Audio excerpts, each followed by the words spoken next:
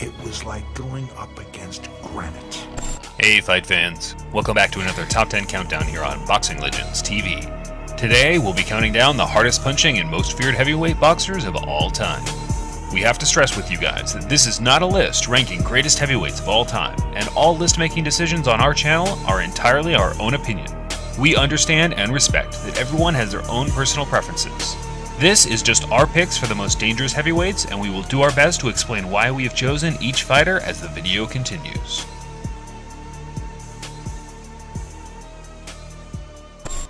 Coming in at number 10, we have the second longest reigning heavyweight champion of all time, the former Olympic champion who now boasts a record of 64 wins with 4 losses and 53 of his wins coming by way of knockout. Dr. Steel Hammer, Vladimir Klitschko. You got the heavyweight champions, the Klitschko brothers. They so dominate the boxing in the heavyweight division. Could you beat those guys in your best? I don't know. In reality, even though we don't want to believe it, athletes get better as time goes on. By far the greatest heavyweight of the last 10 years, Vladimir has proved himself time and time again against the top contenders during his close to 10-year reign as heavyweight champion, and most of these defenses resulting in a knockout victory. Although many will argue Vladimir has achieved greatness in a weak era for the heavyweights, credit has to be given considering the common consensus that athletes are only getting better as time progresses. Since suffering a few upset defeats himself in the earlier stages of his career, Vladimir adapted his style to be more defensive-minded against the more powerful punchers in the division, resulting in a dangerous counterpunching style that effectively saw him victorious in bouts against top competitors such as David Haye, Alexander Povetkin, Kubrat Pulev, Samuel Peter, and many more. What message did you just send?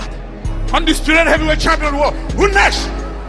During his title reign, he has been victorious over 10 undefeated boxers, most of which were young, up-and-coming contenders, and he beat those men whilst aged in his mid to late 30s. An impressive feat, which is why he warranted a spot at number 10. Taking the number 9 slot, we have one of the most underrated heavyweight fighters of all time, the heavily avoided Black Panther, Harry Wills. Harry Wills was the best black heavyweight during the time that Jack Dempsey was the heavyweight champion of the world. Not only was Wills a murderous puncher, he also had one of the greatest resumes in heavyweight boxing history, fighting top guys like Sam McVeigh 5 times, battling Jim Johnson and Joe Jeanette twice, and an unbelievable 18-fight series with, in our opinion, the greatest pound-for-pound fighter of all time, Sam Langford. Unfortunately, Wills was never able to fight for the world title against Jack Dempsey because racism was at its full fruition since the black heavyweight great Jack Johnson retired, and the white promoters of the 1920s simply couldn't risk another colored fighter holding the heavyweight title. That didn't stop Wills, leaving a truly astounding legacy. He retired in 1932 with a record of 90 wins, 10 losses, 7 draws, and 65 of those wins coming by way of knockout. Coming in at number 8, we have the longest reigning heavyweight champion in the history of boxing, a fighter you will often see ranked in the top 10 pound for pound by many respected historians, the Brown Bomber, Joe Louis. And the way he ended it, I don't think that there was anybody in the history of boxing who was a greater finisher. Ranked number 1 by the credible 2003 edition of the Ring Magazine Top 100 Greatest Punchers of All Time, Louis is without a doubt one of the most devastating punchers in boxing history.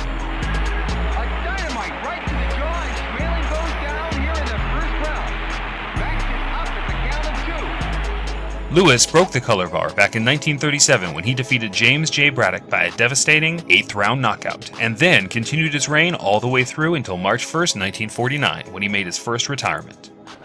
Well, I'd like to say again that I retired. Tonight was my last fight, and thank you very much. Within those 11-plus years as a champion, Louis consecutively won 25 fights, winning a staggering 20 of those by knockout. Louis finally hung the gloves up for good in 1951 with a record of 66 wins, 3 losses, and 52 knockouts under his belt. At number 7, we have one of the most aggressive fighters in boxing history, the fan favorite that changed the sport forever, the Manessa Mauler, Jack Dempsey. In the case we have here, Jack Dempsey is a very, very vicious man. And as you see, he fights like someone having eaten for 5 days.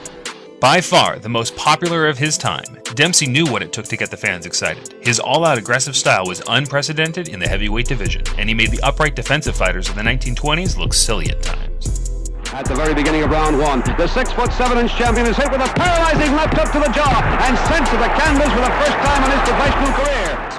One of the true great stories in boxing, Dempsey was once a hobo on the street. He took to bar wager fights to earn his cash until he realized that his talent for fighting was far beyond a drunken brawl, as he battered pretty much every man that ever stood up to his challenges. So he laced the gloves up and took his barroom brawl style to the ring in 1914, but never really made a name for himself until after World War I in 1918, when he really started taking training seriously and fighting top contenders in the heavyweight division.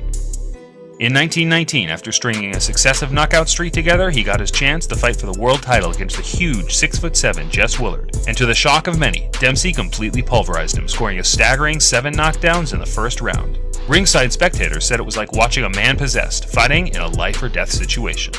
He successfully defended his title over elite opposition for the next few years before losing twice to the great Gene Tunney. He then retired a rich man in 1927 with a record of 58 wins, 6 losses, 9 draws, and with 44 wins by way of knockout. His hair is shaved up the back of his head. He's got this scowl, and he's out to kill his opponent.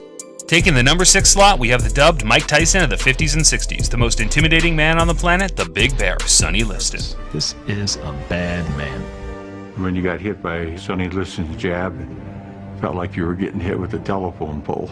Possibly the greatest left jab in the history of the heavyweight division. That left jab could go through brick walls. After suffering horrendous physical abuse by his father in his younger days, subsequently, Liston grew up to be one tough son of a bitch, being a gang leader committing outrageous crimes like muggings and armed robberies. He was known by the police as the Yellow Shirt Bandit due to the shirt he wore during robberies. Liston was caught in January 1950 and was convicted and sentenced to 5 years in Missouri State Penitentiary. This would be where he started his early boxing training upon meeting an influential character inside that believed Liston could channel his anger into the fighting art. Liston was released in 1952 and quickly realized he had what it took to make it to the top in professional boxing, as he almost damn near killed his sparring partners. Liston's route to the title included world-class knockout victories over Cleveland Williams twice, Nino Valdez, and Zora Foley, among others. Liston's career-defining moment came in his first world title bout against Floyd Patterson, where he scored a first-round knockout and then repeated it a year later with another first-round knockout in the rematch. Liston retired in 1970 with a record of 50 wins, 4 losses, and 29 of those wins came by way of knockout.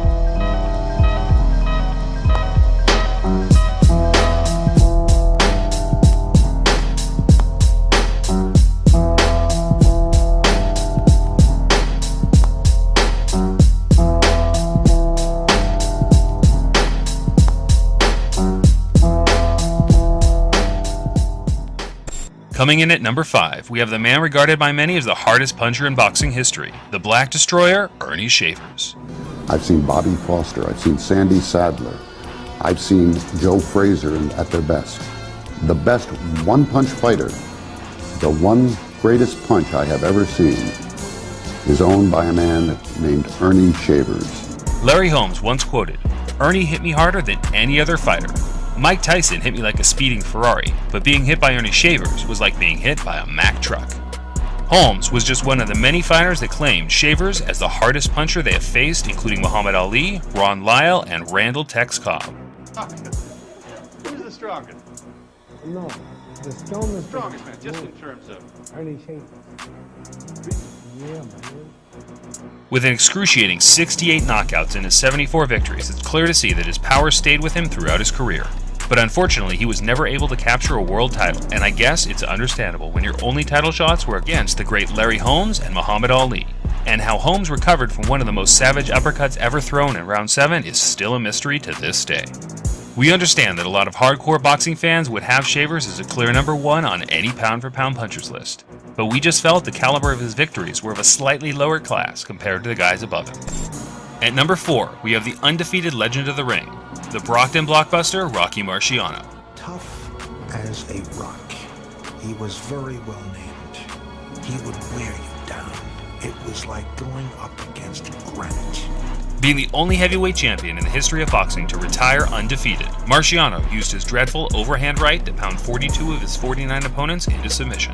But he didn't take up boxing until after he was drafted into the U.S. Army in 1943, where he took up the sport mainly as a way to avoid assisting the cooks in other less desirable activities. He showed a natural ability and fought as an amateur following his discharge in 1946.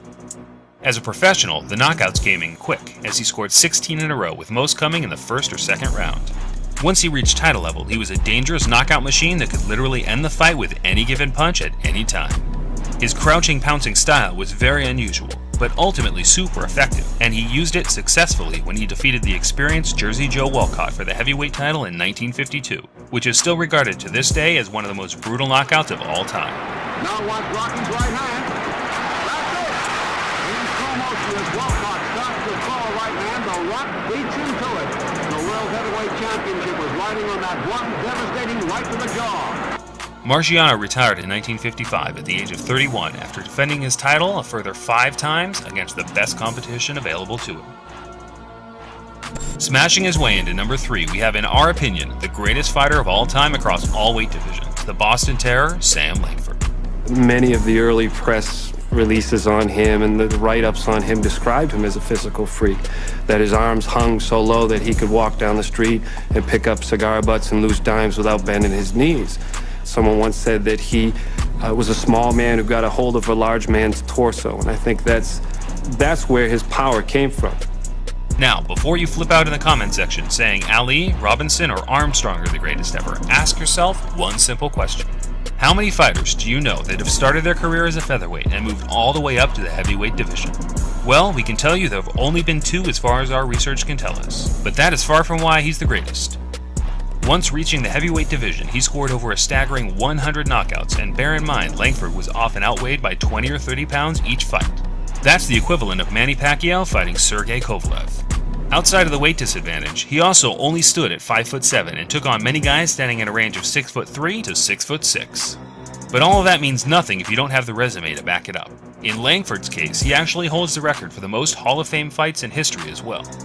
Sam was heavily avoided by the world champions and was never actually able to get a shot at the world title, but neither were any of the other great black fighters of his time. So instead, they just fought each other in epic multiple fight series, which resulted in some of the most brutal fights in history. Langford has a long and in-depth career, and we simply can't put everything into words on a small segment on this list. But we'll leave it on this legendary clip for one of our favorite YouTube channels, The Boxing Librarian.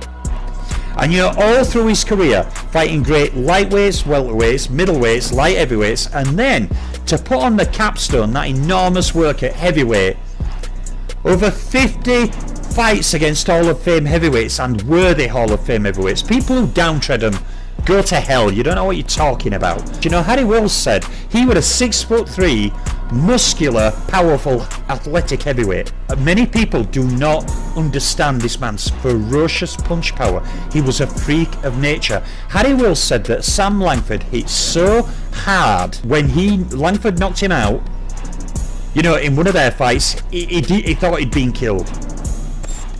At number 2, we have the only man that literally had enough power to make his opponent's feet lift off the canvas with a punch, Big George Foreman. Seeing him on television as a kinder, gentler pitchman, it's easy to forget that George Foreman was once one of the most feared fighters in the world. A man with a punch so powerful that many worried Foreman might inadvertently kill opponent one day. Not being blessed with natural speed or boxing technique, Foreman relied heavily on his God-given talent of raw power. Some of his opponents claimed he hit so hard that even if he punched you in the arm, your whole body would go numb. His grueling training techniques included 45 minutes at a time on the heavy bag, just throwing haymakers non-stop. Often he would split the bag in 2 and need it to be replaced. In the ring, he slayed his first 40 opponents without suffering a defeat, winning the world title along the way against the undefeated Joe Frazier in horrifying fashion. Upon suffering his first defeat to Muhammad Ali, Foreman would go on to retire in 1977 for 10 years before coming back and reclaiming his heavyweight crown at the age of 45, becoming the oldest man to ever do so. Foreman retired in 1997 with a record of 76 wins, 5 losses, and 68 knockouts. Before we take a look at number 1, here are some honorable mentions.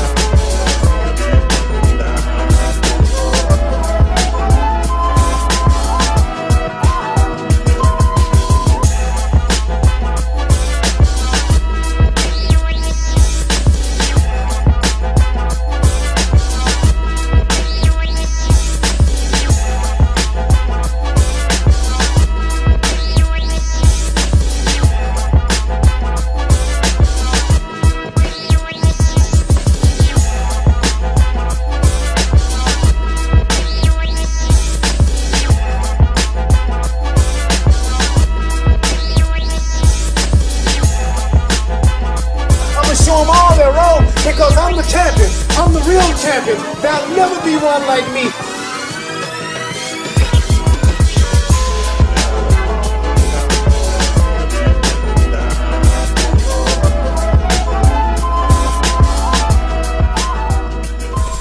Not many surprises here for our number 1 pick, considering we stated our criteria for this list was the most powerful and feared heavyweights. And let's be honest, Tyson is a clear 10 out of 10 in both categories. This man was a killer.